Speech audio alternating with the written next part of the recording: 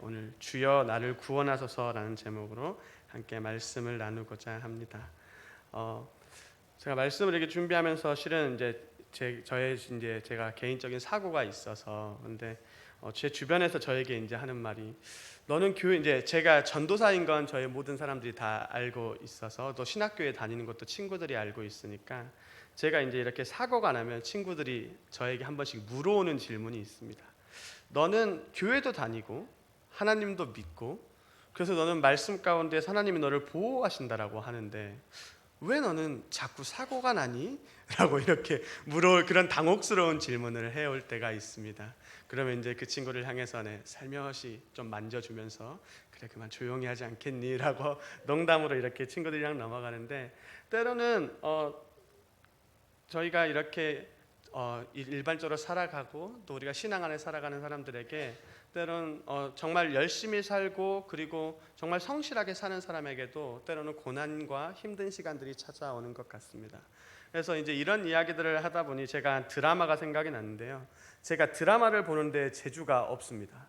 제가 영화를 보는 것도 잘 못 보거든요. 그러니까 제가 어떤 영상을 1시간, 2시간씩 보고 있는 걸 되게 어려워합니다. 책은 3시간이고 4시간이고 보는 게 익숙한데 어렸을 때부터 집에 TV가 없어서 그랬는지 저는 영상을 보는 게 조금 많이 어렵습니다. 그래서 저희 아내가 저희 사모가 항상 저한테 하는 말이 우리 영화 좀 보면 안 될까 하는데 제가 한 번도 그렇게 봐주러 가지 못했던 것 같습니다. 그런데 제가 최근에 본 드라마인데 근데 그게 20년, 21년에 방영됐던 드라마였는데 슬기로운 의사생활이라는 드라마가 있었습니다. 다른 드라마는 아니었고 의사들이 그 병원에서 생활하는 이야기 그리고 병원에 찾아오는 환자들의 이야기를 이렇게 드라마로 만들었던 것이었는데요. 많은 인기를 끌었었는데 그 드라마에서 좀 감동적인 이야기가 많이 나왔는데 그 이야기 중에 가장 감동적인 이야기들은 주로 산부인과에서 있었던 이야기들이었습니다.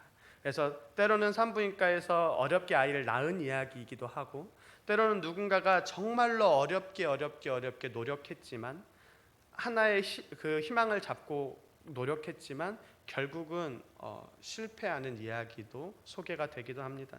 근데 제가 그 드라마를 그렇게 쭉 보아가는데 한 산모가 정말로 힘들게 노력했는데 결국은 실패한 거죠.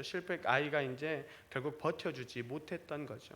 그래서 산모도 이제 낙심하고 완전히 이제 울고 있고 그런데 의사가 그 산모를 위로하고 싶어서 어떻게 위로를 할까 많이 고민을 하다가 한 문자를 적습니다. 그런데 그 문자에 뭐라고 적혀 있냐면 본인이 공부하는 산부인과 교과서 첩면에 나와 있는 한 문장을 소개하는데요.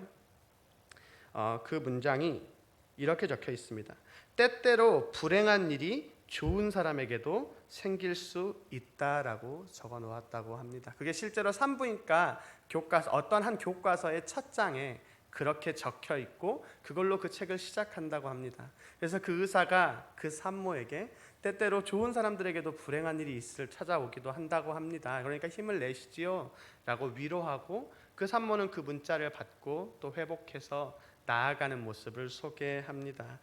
제가 말씀을 시작하기 전에 왜 이 이야기를 잠깐 소개했는가 하면 조금 방향성이 다를 수도 있지만 우리가 오늘 말씀 가운데에서도 우리 그리스도인들에게도 때로는 고난이 찾아오는 상황이 나오기 때문입니다. 조금 더 정확하게는 예수님을 믿는 사람들에게도 그리고 예수님을 사랑하는 제자들에게도 그 고난은 찾아오고 오늘의 말씀은 심지어 그것이 예수님이 가라고 명령하신 그 길 가운데에 있는데에도 고난이 찾아왔다라고 하는 것입니다. 오늘 우리 말씀을 함께 나누면서 우리에게 그러한 고난의 시간이 찾아왔을 때 우리는 어떻게 해야 할지 말씀을 통해서 함께 나눠보고자 합니다. 오늘 본문 말씀은 예수님이 제자들에게 호수 건너편으로 가라고 명령하는 것으로 시작합니다. 22절인데요. 예수께서 즉시 제자들을 재촉하사 자기가 무리를 보내는 동안에 배를 타고 앞서 건너편으로 가게 하시고 아멘.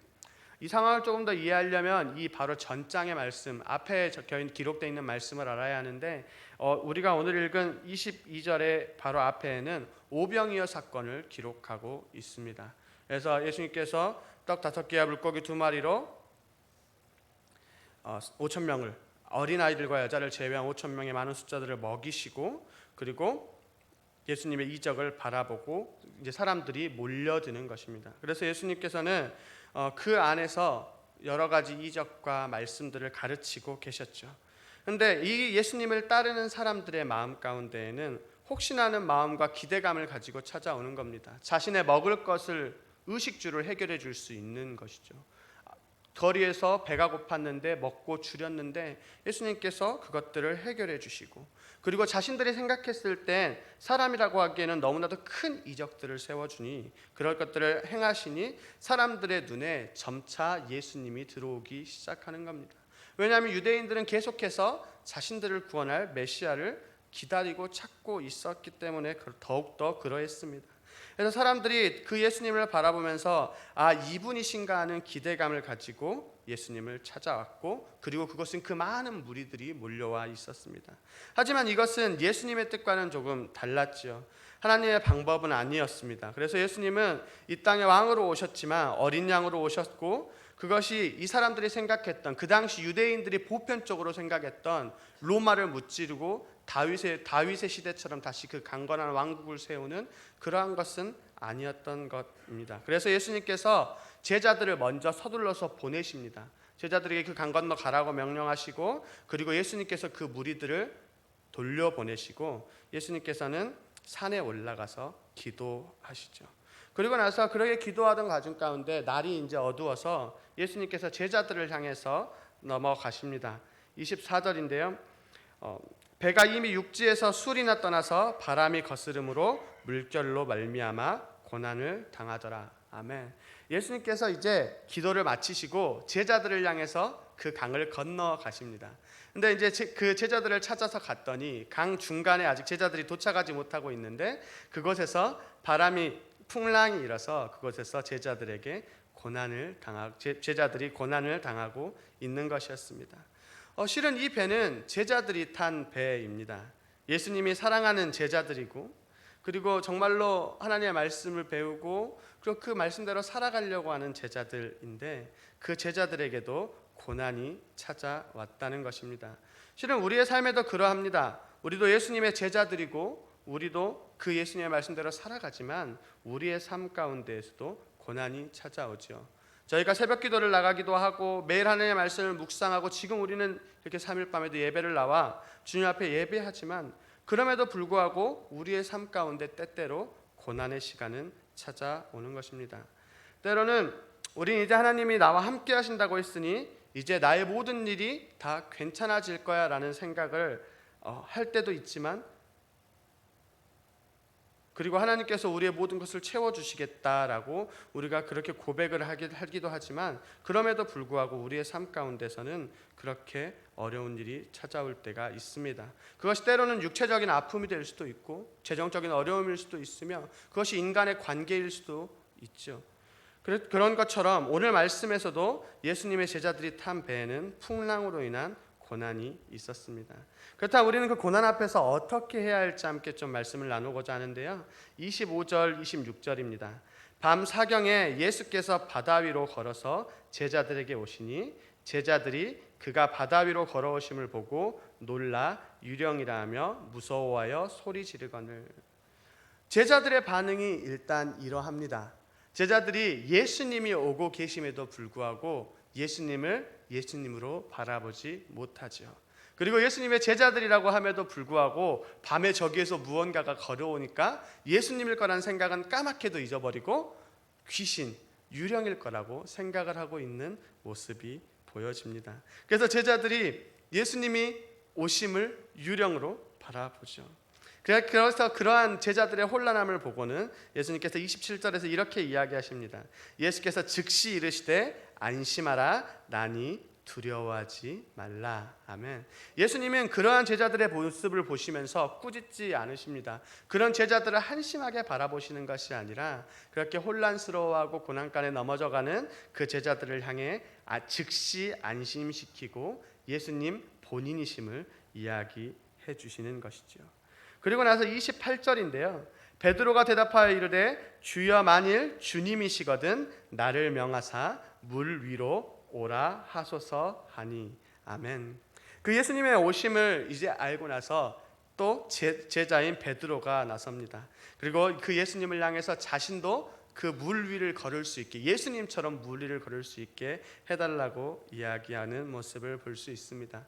저희가 때때로 이렇게 사복음서를, 성경을 읽다 보면 베드로의 도움을 받을 때가 좀 있는 것 같습니다. 무슨 말인가 하면 베드로가 때로는 엉뚱하게 말하기도 하고, 아니면 항상 열심히 앞서다 보니까 남들은 눈치 보느라 물어보지 않는 것, 남들은 그냥 이렇게 하는 것들을 베드로는 스스럼 없이 이야기할 때가 많이 있지요.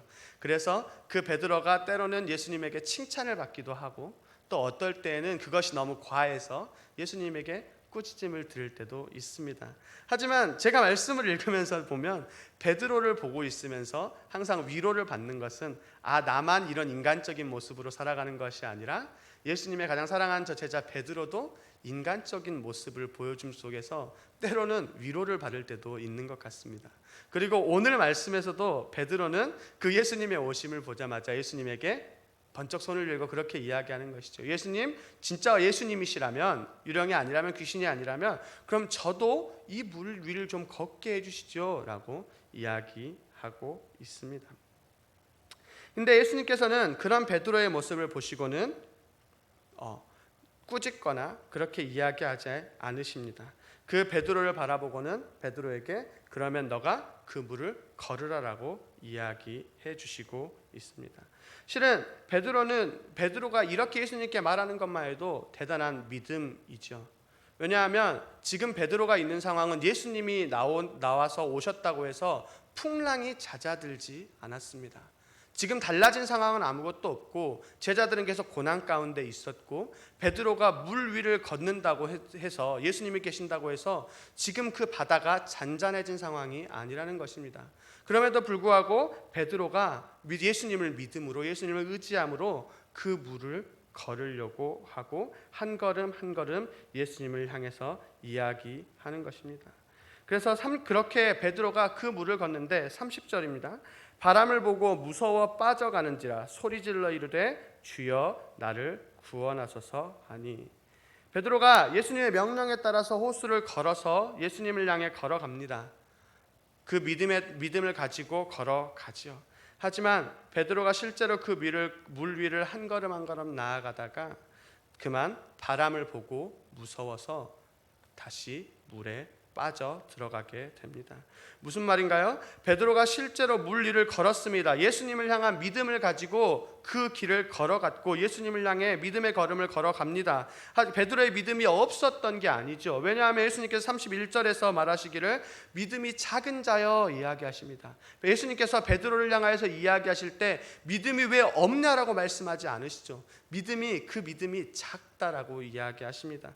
분명히 베드로는 예수님을 믿음으로, 예수님을 믿는 믿음을 가지고 그 물 위를 담대하게 걸어 나갔는데 그 베드로 앞에 풍랑이 일고 바람이 이니, 그리고 그것 가운데 의심이 들어오고 베드로는 물에 빠지게 되는 것입니다. 그래서 32절에서는 베드로가 의심하였다라고 말하고 있습니다.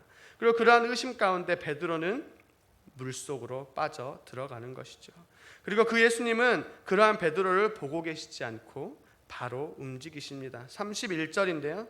예수께서 즉시 손을 내밀어 그를 붙잡으시며 이르시되 믿음이 작은 자여 왜 의심하였느냐 하시고. 아멘. 물에 빠져가는 베드로를 향해 예수님께서 즉시 손을 내밀어서 붙잡아 주십니다. 우리는 이 말씀을 통하여서 또 한 가지 알 수 있는 것은 고난 속에서 우리의 연약함이 드러날 때 하나님께서 우리와 함께 하시며 우리를 도우시는 분이라는 것입니다. 그런데 우리가 여기서 한 가지 중요한 것을 보아야 하는 것은 31절의 베드로의 외침입니다. 베드로가 예수님을 향해 무엇이라고 이야기하냐면 주여 나를 구원하소서라고 소리칩니다. 실은 저희가 성경을 그냥 읽을 땐 베드로가 주여 나를 구원하소서 이렇게 읽지만 베드로가 물에 빠져가면서 얼마나 간절하게 예수님을 찾았겠습니까? 예수님을 향해서 무서운데도 한 걸음 한 걸음 걸어갔는데 의심하니까 자신의 물이 다시 물속으로 곤두박질 치는 겁니다. 베드로가 예수님을 향해서 주님 저 좀 살려주세요, 저를 구원하소서, 저를 구원해 주세요 라고 이야기하고 있죠. 예수님을 주님이라고 부르며 자신의 구원자이심을 고백하고 있는 것입니다. 저는 오늘 이 말씀을 묵상하면서 저는 어떻게 살아가고 있는가를 돌아보다 혹시 나는 지나치게 내가 모든 것을 하나님 앞에서도 내가 모든 것을 해결하려고 살아가는지는 않는가 한번 돌아보는 시간도 있었던 것 같습니다. 하나님께 기도할 때도 하나님 제가 이거를 할 수 있게 좀 해주세요. 하나님 제가 이게 필요합니다. 하나님 제가 이걸 하겠습니다. 하나님 제가 이번 주에 전도하고 하나님 제가 이번 주에 무엇을 해나가겠습니다. 물론 하나님 앞에 그렇게 기도하고 헌신하는 모습이 잘못되었다라는 것이 아니죠. 때때로 우리가 우리의 연약함이 드러났을 때 하나님 앞에 때로는 그 우리의 연약함을 숨기지 말고 가리지 말고 하나님께 그냥 하나님 저를 구원해 주세요라고 고백할 수도 있어야 한다라는 것입니다. 오늘 베드로의 모습이 그랬습니다. 베드로가 물에 빠져가는 그 상황 가운데에서 부끄러운 것 아니면 어떤 눈치를 보는 것이 아니라 예수님을 향해서 주님 나를 구원하소서라고 고백하는 것이죠. 우리의 기도 가운데에서도 베드로와 같은 모습이 있었으면 좋겠습니다. 우리의 삶 가운데에서도 우리의 고난 가운데 우리의 연약함이 드러났을 때 우리가 힘이 들고 넘어지고 낙심할 때 우리가 하나님 앞에 때로는 솔직하게 그리고 나의 모든 것을 나보다 더 잘하시는 그 주님 앞에 내어놓고 주님 나를 구원하소서라고 고백하는 시간들이 있기를 바랍니다. 그리고 우리가 오늘 또한 한 가지 잊지 말아야 할 것은 그리고 우리가 그렇게 예수님을 향하여서 고백할 때 우리가 우리 주님을 향해서 그렇게 고백할 때 주님께서 항상 우리와 함께 하시고 우리의 구원자가 되신다는 사실입니다. 그리고 우리는 오늘 베드로의 모습을 통하여서 그렇게 알 수 있죠. 사실 하나님께서는 우리의 모든 것을 알고 계십니다. 저희가 그렇게 하든 안 하든 하나님께서 우리가 하나님 앞에 아무리 애써 포장하여서 기도한다 하더라도 하나님께서는 우리의 모든 상황을 다 알고 계시는 것이죠. 그렇기 때문에 우리는 주님 앞에 고백할 때 그 주님의 손내미심을 받아들고 나아가야 할 것입니다. 그리고 32절인데요. 배에 함께 오름에 바람이 그치는지라. 아멘. 예수님께서 베드로를 붙잡으시고 배를 향하여서 베드로와 함께 걸어가십니다.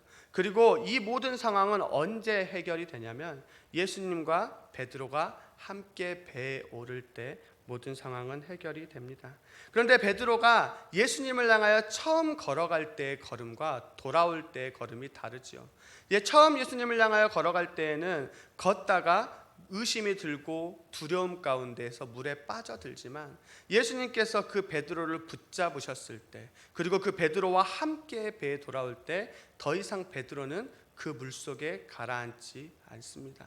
베드로의 발걸음을 예수님께서 함께 해주시고 그리고 그 배에 예수님과 함께 베드로와 예수님이 들어왔을 때 그 복잡하고 힘들었던 풍랑이 그들을 너무나도 힘들게 했던 그 고난이 해결되는 것을 볼 수 있습니다. 우리의 삶에도 두렵고 고난의 시간은 있습니다. 그리고 그 안에서 우리의 연약함이 다 드러나는 순간도 분명하게 있습니다. 하지만 그럴 때 우리가 절망하고 넘어지는 것이 아니라 그 모든 것을 하나님께 내어놓고 그분의 구원하심을 받았으면 좋겠습니다.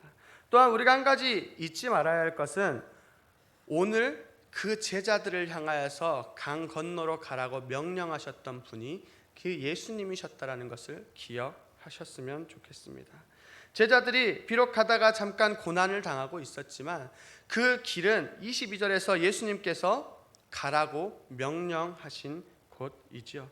예수님께서 가라고 명령하신 배라면 이 배는 어떠한 상황과 어떠한 환경에도 상관없이 목적지에 닿게 되어 있습니다. 중간에 풍랑이 일어나든 아니면 그것보다 더한 상황이 일어나도 이것을 계획하시고 이것을 명령하신 분이 예수님이시라면 이 배는 목적지에 닿게 되어 있는 것입니다. 그리고 때로는 우리의 삶 가운데에서도 그렇지요. 우리의 삶을 살아가는데 우리의 믿음의 삶을 살아갈 때 우리가 꼭 기억해야 할 것은 이것이 하나님께서 우리에게 명령하신 것이라는 것을 우리가 기억하셔야 합니다. 그렇기 때문에 우리의 삶 가운데에서도 중간에 풍랑이 일 때도 있고 우리에게 고난이 찾아올 때가 있어도 우리는 그 하나님께서 명령하신 목적지를 향하여서 가게 되어 있습니다. 그렇기 때문에 우리가 그 길을 가는 동안에 하나님을 의지하고 그 하나님을 믿으며 의심하며 물에 빠지는 것이 아니라 그 하나님을 의지하면서 나아갔으면 좋겠습니다.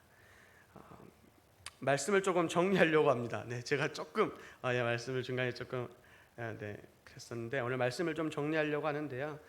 오늘 말씀에서는 제자들이 예수님의 명령에 따라서 그 길을 걸어갑니다. 그래서 다른 길을 가는 것도 아니고 놀러 가는 것도 아니고 예수님의 명령에 따라서 그 길을 걸어가지만 그 길을 그 배를 타고 그 맞은편으로 목적지를 향해 가지만 그러할 때에도 제자들에게 때로는 고난이 찾아오는 모습이 있다라는 것입니다. 마찬가지로 우리의 삶 가운데에서도 우리가 믿음의 삶을 살아나갈 때에도 우리에게 때때로 고난이 찾아올 수 있죠. 하지만 그 고난은 우리를 무너뜨리는 시간이 아니죠. 제자들도 그 시간에 그 고난 가운데 무너지는 것이 아니라 그 연약함을 인정하고 하나님께 주님 나를 구원하소서라고 고백하며 예수님이 우리 자신의 구원자이심을 고백하고 예수님의 도우심을 받으며 나아갑니다. 우리의 삶 가운데에서도 고난의 시간이 왔을 때 주님을 찾고 주님이 우리의 구원자이심을 기억하셨으면 좋겠습니다. 그래서 그 연약함을 숨기는 것보다 그것을 어떻게 포장하고 하는 것보다 주님 앞에 우리의 그 상황을 솔직하게 내어놓고 하나님의 도움을 바라고 주님께서 이 모든 것을 해결해 주실 것을 바라며 주여 나를 구원하소서라고 기도하며 살아나가는 우리 모든 성도님들이 되셨으면 좋겠습니다. 그리고 마지막 또한 잊지 말아야 할 것은 우리가 가고 있는 그 길이 주님이 명령하시는 길이라는 것을 잊지 마셨으면 좋겠습니다. 그렇기 때문에 우리의 그 삶의 여정은 반드시 예수님께서 계획하신 그 계획대로 목적지에 닿게 되어 있습니다. 그렇기 때문에 우리가 그 길 가운데 우리와 함께 하시는 주님을 의지하시고 의심하고 무너지고 물에 빠져 들어가는 것이 아니라 하나님과 예수님과 함께 그 무리를 걷고 그 평안함 가운데 살아가는 저희 모두가 되시기를 기도하겠습니다. 이렇게 기도하겠습니다. 살아계신 하나님 아버지 감사합니다. 주님 오늘 저희를 함께 부르시고 지금 오늘 말씀을 통하여서 주님을 의지하는 법을 또 한번 배워갑니다. 주님 우리의 그 고난의 순간에 우리의 연약함이 드러나는 순간에 우리가 다른 것을 찾지 않게 하시고 그 시간 동안에 오히려 더욱더 주님을 의지하고 주님 나를 구원하소서라고 함께 기도하며 그 주님의 말씀대로 살아갈 수 있도록 주님께서 함께 해주시옵소서. 살아계신 예수 그리스도 이름으로 기도드립니다. 아멘.